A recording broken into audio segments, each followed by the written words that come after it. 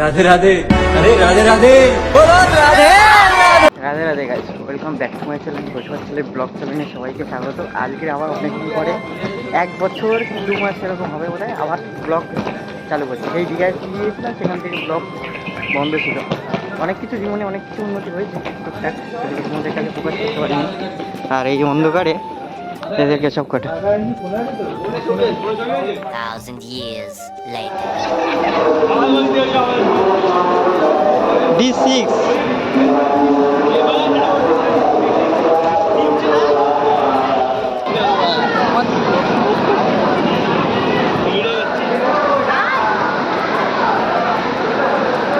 দীঘা দীঘা দীঘা দীঘা দীঘা।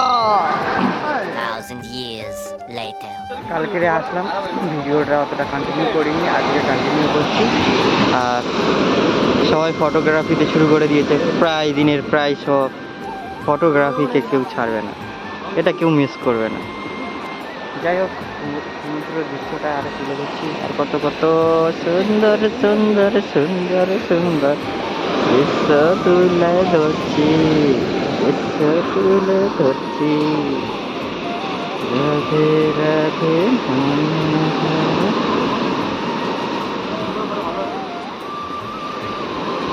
এখন বাজে 5টাও বাজেনি, 4:45 হয়েছে। আর ওদিকে সে সূর্য উঠবে, সূর্য ওঠার জন্য কত লোকে দাঁড়িয়ে রয়েছে, সে বাবু ওঠেই না। অনেকদিন ভিডিও কন্টিনিউ না করে করে করে করে করে মুখের টেস্টটাই আলাদা। আমাদের বাড়ির ছোট ছেলেটা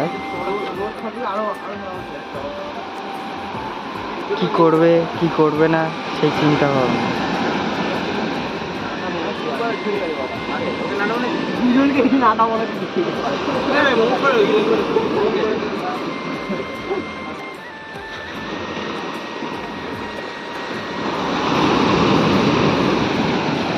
এ ভোলা ভালা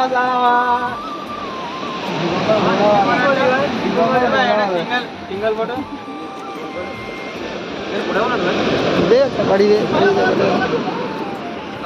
Thousand years later. ব্যস্ততা। আর 2-3 জন বাড়ি চলে গেছে, মানে ওর রুমে। ওই যে আগের বার যেরকম লোকেশন দিয়েছিলাম সেরকম লোকেশনে ফটো তুলতে এসেছি, যে সমুদ্র। আর এরা সব আমাদের গ্রামের দিকে সবাই এসছে, যা ভাষার ল্যাঙ্গুয়েজ দেখলাম সব আমাদের দিকে, মানে সুন্দরবন টান রয়েছে এদের ভাষার। তা মনে হচ্ছে ওই দিক থেকে এরা এসে পিকনিক টিকনিক করছে এখানে। আর ফটোগ্রাফিক 2-1জনের ব্যস্ততা যেরকম এদের।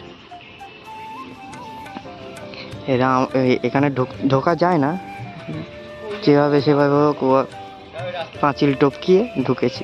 পাঁচিল বলতে কি, ওই জাল টানা রয়েছে। হেবি সুন্দর জায়গাটা।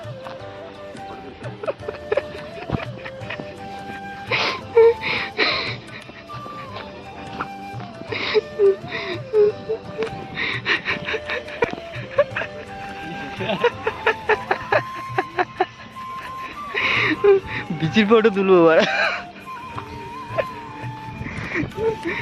এসো, তুলে দেখবো।